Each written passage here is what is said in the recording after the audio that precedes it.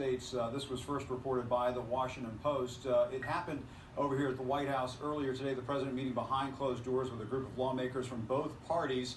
They were talking about immigration, trying to reach some kind of an agreement to protect those 700,000 or so dreamers from deportation. They got into other immigration subjects during this meeting, specifically about the temporary protection status that has been granted by previous administrations that the Trump administration would like to get rid of for people coming from Haiti and El Salvador, other countries in Africa.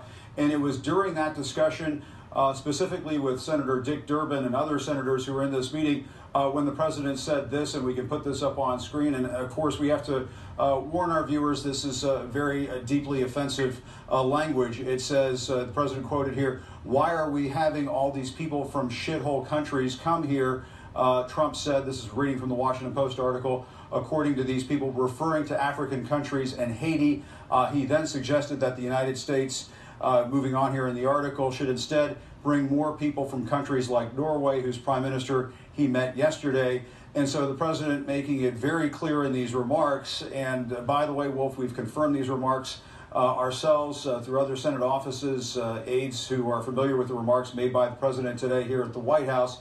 What these remarks reflect is that the president just seems to harbor some deep-seated racial attitudes about people of color coming in from other parts of the world.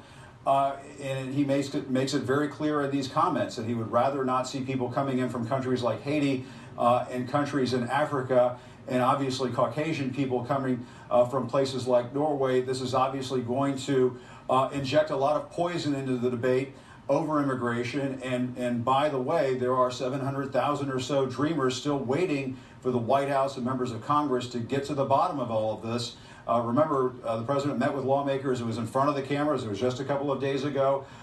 This was heralded as a pretty big success over here because it was such an open meeting. We got to see the give and take between the president and lawmakers.